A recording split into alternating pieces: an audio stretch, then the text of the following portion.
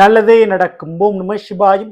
எல்லாம் வல்ல ஸ்ரீ பாரகிமன் திருவடி சரணம். உலகத்தமிழ் நெஞ்சங்கள் அனைவருக்கும் உங்கள் சுசரி ராஜ கணபதியின் அன்பான வணக்கங்கள்.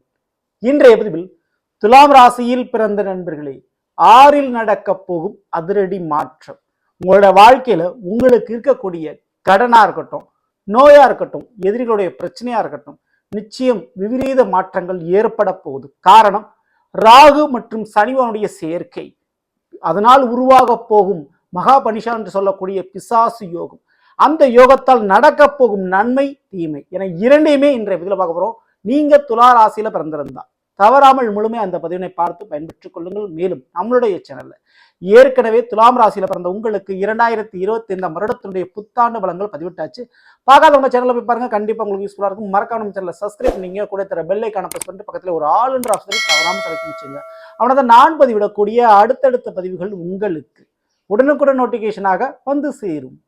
துலாம் ராசியில் பிறந்த நண்பர்களே, கிட்டத்தட்ட 30 ஆண்டுகளுக்கு பிறகு மீன ராசிக்குள் மீண்டும் நுழைய போகும் சனி பகவான். ஆமாங்க, கும்பராசியில் இருக்கக்கூடிய சனி பகவான் 2025 மார்ச் 29 பிறகு அப்படியே பெயர்ச்சி அடைஞ்சு மீன ராசிக்கு உள்ள நுழைய போறாரு. ஒரு ராசியில் 2.5 வருடம் பயணிக்கக்கூடிய இந்த சனி பகவான் எல்லா ராசிகளும் சுற்றி வருவதற்கு முழுமையாக 30 வருடங்கள் ஆகும். அப்போ மீண்டும் 30 வருடம் கழிச்சு இணையறாரு, உள்ள நுழையிறாரு மீன ராசிக்குள்ள. அங்க ராகு பகவான் ஆல்ரெடி இருக்கிறார். ராகுவோடு கைகோர்க்கும் சனி பகவான். அந்த ராகு பகவான் 2025 மே மாதத்திற்கு பிறகு பெயர்ச்சி அடைஞ்சு கும்பராசிக்கு போயிடுறாரு. அப்போ இடைப்பட்ட காலகட்டங்கள் கிட்டத்தட்ட ஒரு 50 நாட்கள் சனி ராகு இரண்டும் இணைந்து மீன ராசியில இருக்க போகுது. ராகுவும் சனியும் ஒரே காரகத்துவம் படைத்த கிரகங்கள். ராகுவான் அசுர கிரகம், கொடுக்கின்ற ஒரு கிரகம் என்றால் சனிவான் நீதிமான், ஆயுள் காரகன், விதிக்காரகன் என்று சொல்வார்கள். ஸோ இந்த 2 கிரகம் இணையின் மூலமாக பிசாசு யோகம் என்று சொல்லக்கூடிய யோகம் உருவாகி இருக்கிறது. அதிரடியான மாற்றங்கள், அதிரடியான திருப்பங்கள் உலகத்திலும் நடக்கும், அது உங்களுடைய வாழ்க்கையிலும் நடக்கும். அப்படி உங்களுடைய துலாம் ராசிக்கு 6ஆம் வீடான மீனத்துல இது நிகழுது. 6ஆம் வீடு அப்படின்றது எதிரியையும் கடனையும் நோயும் கொடுக்கக்கூடிய ஒரு வீடு. அந்த வீட்டுல இந்த 2 கிரகத்தினுடைய சேர்க்கை ஏற்படுவதால் எப்படி இருக்கும்? அதுல மிக முக்கியமா கடன் அப்படின்ற ஒரு பிரச்சனையில நீங்கள் ஏமாற்றப்பட்டிருந்தால் அந்த ஏமாற்றம் இப்பொழுது உங்களுக்கு சரியாகும்.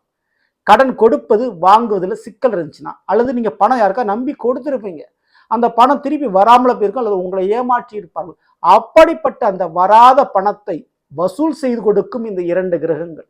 அதே போலதான் உங்களுக்கு ஒரு பங்கு வரணும், ஒரு ஷேர் வர வேண்டியது இருக்குது. ஒரு சொத்துக்கள் ரீதியாகவோ, ஒரு தொழில் ரீதியாகவோ, அல்லது வேலையில பிடித்த பணம் சொல்லுவாங்க, அப்படி பேலன்ஸ் பணம் வர வேண்டியது இருக்குன்னா அந்த பணமானது வசூலாகும். அதுக்கு வாய்ப்பு உண்டு. ரொம்ப நாளா தகராறு சண்டை சச்சரவை போட்டுக்கிட்டே இருந்திருப்பீங்க ஒரு பண பிரச்சனைக்காக. அப்படிப்பட்ட அந்த பணமானது வந்து சேரக்கூடிய தருணம். எதிர்பார்த்த மாதிரி பதவி வாய்ப்பு, அதுக்கு ஒரு யுத்தமே பண்ணியிருப்பீங்க. ஸோ மிகப்பெரிய ஒரு போரே நடத்திருப்பீங்க. அப்படிப்பட்ட அந்த பதவி வாய்ப்பு வேலை பார்க்கக்கூடிய இடத்துலையும், அல்லது அரசியல் பதவி வாய்ப்போ, அல்லது வேறு முக்கிய நிறுவனங்கள்ல தலைமை ஏற்கக்கூடிய வாய்ப்போ கிடைக்கும். மேலும் சனி ராகு சேர்க்கை ஏற்படுகிற போது டிரான்ஸ்போர்ட், போக்குவரத்து துறை, ரயில்வே டிபார்ட்மெண்ட், மத்திய அரசாங்க பணி மற்றும் இந்த டிராவல்ஸ், போக்குவரத்து அடிப்படையாக இருக்கக்கூடிய பயணங்கள் அடிப்படையாக இருக்கக்கூடிய போக்குவரத்து துறையில் வேலை வாய்ப்பு கிடைக்கிறதுக்கு யோகம் உண்டு. மேலும் ஃபாரஸ்ட், வனத்துறை, சுகாதாரத்துறை போன்ற துறைகளிலும் வேலை வாய்ப்பு கிடைக்கிறதுக்கு நிறைய சான்சஸ் இருக்கு. சரி, இது ஒரு பக்கம் இருந்தாலும் ஏற்கனவே முதல்ல சொன்ன மாதிரி கடன்.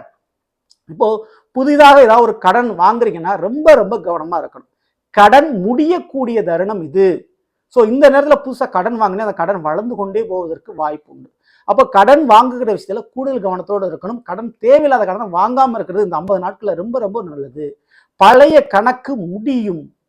ஸோ பழைய கடன் பிரச்சனை முடிகிறதுக்கு தான் ரொம்ப ரொம்ப சான்சஸ் இருக்கு. ஸோ அந்த வாய்ப்பை சரியா நீங்க பயன்படுத்திங்க. மேலும் சில பேர்த்துக்கு துளாராசியில் பார்த்து சில பேர்த்துக்கு மறைமுகமான வழியிலோ, அல்லது உங்களுக்கு வர வேண்டிய பங்கு ஷேர்லையோ ஏதோ ஒன்று இலீகலாவோ லீகலாவோ பண வரவு எதிர்பார்க்காத தருணத்தில் வரக்கூடிய வாய்ப்பு உண்டு. ஆனா அந்த பணத்தை உங்களுக்கு இருக்கக்கூடிய கடன் பிரச்சனை அடைக்கிறதுல கவனத்தோடு செலுத்தி விட்டால் நீங்க தப்பிப்பீங்க. இல்ல அந்த பணத்தை வேற ஏதாவது முதலீடு பண்ணுவோம் அப்படின்னு நினைச்சா மாட்டிக்குவீங்க. ஸோ அதனால பழைய கணக்குகளை, கடனை முடித்துக் கொள்வது உங்களுக்கு நல்லது. இதே போலதாங்க நோய் பிரச்சனை. ஸோ பல வருஷமா ஒரு நோய் பிரச்சனை இருப்பீங்க. சின்ன ஒரு சர்ஜரி, சின்ன ஒரு மருத்துவ சிகிச்சை புதிதாக எடுத்துக்கொள்வதன் மூலமாக அது சரி செய்யப்படும். ஸோ அந்த புதிய ரிஸ்க் நம்ம எடுக்கணுமா அப்படின்ற ஒரு அச்சம், ஒரு பயம் உங்களுக்கு வரலாம். கவலைப்பட தேவையில்லை. காரணம், சனிவான் ஆயுள்காரகன். அவர் 6ல் இருக்கும்போது ஆயுளில் கை வைக்கக்கூடிய நோய் பிரச்சனைக்கு ஒரு முற்றுப்புள்ளி வைப்பார். அதுல எந்தவா சந்தேகம் இல்லை. மேலும் உங்களுடைய துலாமிற்கு 8ல் குருவான் இருக்கிறார். ஸோ 6 குருவின் 8ல மறைஞ்சிருக்கிறார். ஸோ சனி குரு ரெண்டுமே பகை கிரகங்கள். அதனால் நோயை களை எடுப்பார் சனி ராகு சேர்க்கை. ஸோ என்ன ஏது நோய் பிரச்சனை தெரியல, பரம்பரை நோயா இருக்கலாம், அல்லது பல வருஷமா இருக்கக்கூடிய நோய் பிரச்சனை இருக்கலாம், அந்த மாதிரியான ஒரு பிரச்சனை சரியாகும். அதுக்கு அடுத்தபடியா எதிரிகள் பிரச்சனை. ஸோ ஏவல், பில்லி, சூனியம், செய்வினை சம்பந்தமான பிரச்சனைகள், வசியம் சம்பந்தமான கோளாறுகள், வேறு தவறான பழக்க வழக்கத்திற்கு அடிமையாக இருப்பீங்க. மற்றவருடைய கட்டுப்பாட்டில் இருக்க வேண்டிய சூழ்நிலை ஏற்பட்டிருக்கும். ஸோ அப்படிப்பட்ட அந்த எதிரிகளுடைய வசத்தில் மாட்டிக்கொண்ட உங்களுக்கு, அல்லது கெட்ட பழக்க வழக்கத்தில் மாட்டிக்கொண்ட உங்களுக்கு விடுதலை கிடைக்கும். ஸோ அதுலேருந்து வெளியே வரக்கூடிய ஒரு தருணமாக இது இருக்க போகிறது. மிக முக்கியமா வீட்டில் உள்ள முக்கியமான நபர்களுக்கு, இவங்களுக்கு வேலை கிடைச்சா என் குடும்பம் தப்பிச்சிடும், கடனில் தப்பிச்சிடும் அப்படின்னு எதிர்பார்த்துட்டு இருக்கீங்களா? அப்படிப்பட்ட நபர்களுக்கு குடும்பத்தில் ஒரு நபருக்கு நிரந்தர வேலை கிடைக்கும், அல்லது அந்த வேலை உங்களுக்கு கூட கிடைக்கலாம்.